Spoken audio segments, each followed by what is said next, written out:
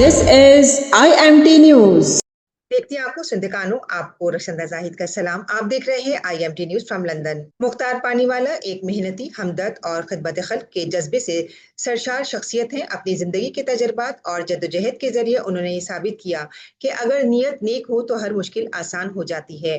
वो बरसों से माजूर अफराद की खिदमत में मसरूफ अमल हैं और इनके मसाइल को समझकर इनके हुकूक के लिए जद्दोजहद कर रहे हैं। उन्होंने मुख्तलिफ फलाही इदारों और समाजी तंजीमों के साथ मिलकर दर्जनों ऐसे मंसूबे मुकम्मल किए जो माजूर अफराद की जिंदगी में आसानी लाएं। इनकी रहनुमाई में दर्जनों लोगों को व्हील चेयर, आले समात, छड़ी, माली मदद और मुख्तलिफ तरबियती मौके फराहम किए गए हैं। मुख्तार पानीवाला की जिंदगी एक मिसाल है कि किसी भी कम्युनिटी की खिदमत दिल से की जाए तो तब्दीली जरूर आती है। उन्हें न सिर्फ यूनिवर्सल मेमन ऑर्गेनाइजेशन बल्कि पूरी मेमन कम्युनिटी फख्र से देखती है। मुख्तार पानीवाला की मुतासिर कुन सवाने उम्री कई अकसाद पर मुश्तमिल है। देखते रहिए और हमारे साथ जुड़े रहिए। आइए देखते हैं part 5। Hello and welcome to today's episode. My name is Bhai Mukhtar Paniwala, President of the Disabled Wing at Universal Memon Organization. I'm grateful you've joined me because today we're diving into a subject that impacts many families and communities: multiple disabilities. We'll talk about what this term means, its types, what to look for, approaches to treatment, and what kinds of training or facilities can help people live with dignity and hope. Let's begin with a clear definition. When we say multiple disability, we are talking about someone who has more than one major disability at the same time. For example, a person may have an intellectual disability along with blindness, or a movement disorder along with autism. It isn't just two simple problems happening together. It's two or more significant conditions that make daily life and learning much more complex. The crucial thing is that the combination of these disabilities makes the person's needs much more severe than if they only had one issue. Someone with just a vision impairment, for instance, could go to a school for the blind. But if they also have an intellectual or motor disability, they'd need a very specialized program. So let's walk through some common types of multiple disabilities. The combinations can be almost endless, but I'll explain some of the types you're likely to see. The first and one of the most common examples is intellectual disability with a sensory impairment, such as blindness or deafness. In this case, a child or adult may struggle both to understand information and to see or hear what's happening around them. That makes communication and daily life especially challenging.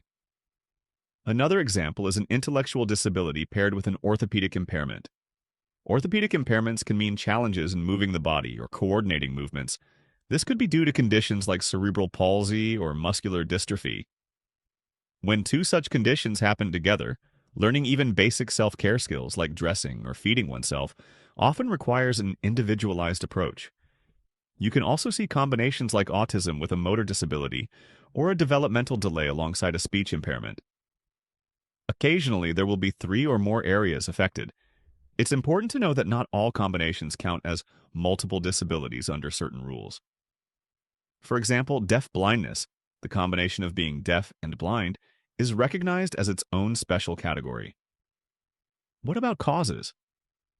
Sometimes there are clear reasons like a lack of oxygen at birth, infections, chromosomal abnormalities, premature birth, genetic conditions, or accidents. But sometimes no one really knows the cause.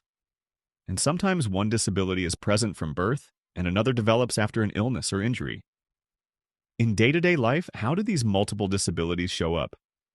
The symptoms and challenges depend on the kind and severity of each impairment. Many people with multiple disabilities may have trouble communicating. Maybe they can't speak clearly, or they need an alternative device to express themselves.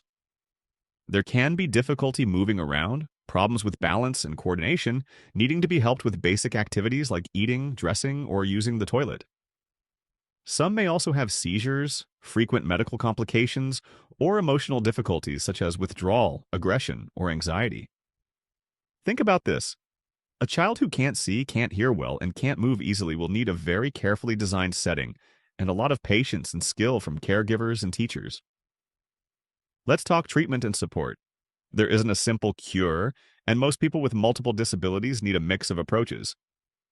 Doctors, therapists, special educators, psychologists all become part of the team.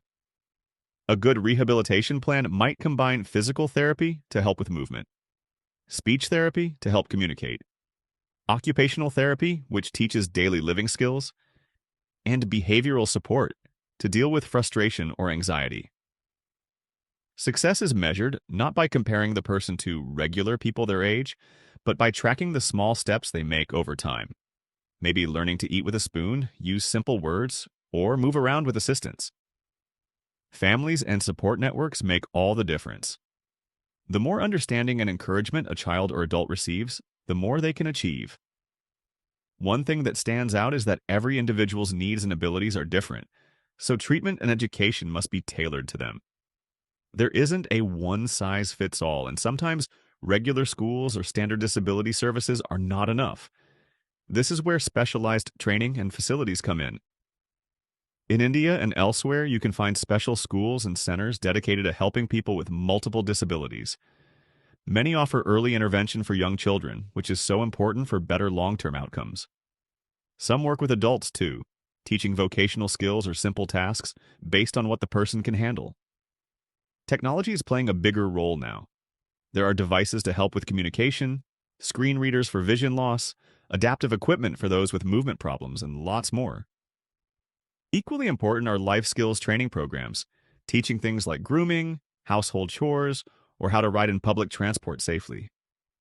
Sometimes families can get training as well so they know how best to support their loved one at home.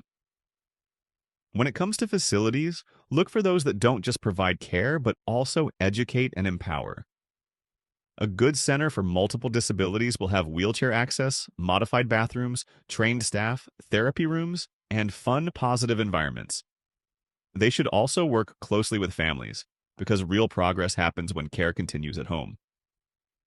Awareness in society is slowly growing, but we still have a long way to go.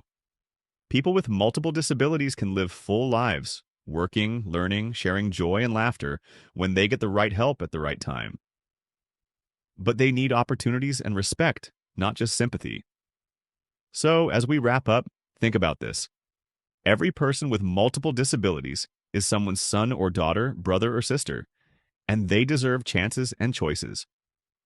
If you're a parent, a relative, or a teacher, seek support and training. Don't try to do it all alone. And if you work in the community, advocate for facilities and programs that meet these complex needs. Thank you for listening and learning with me today. Multiple disabilities bring real challenges, but also moments of hope, growth, and pride.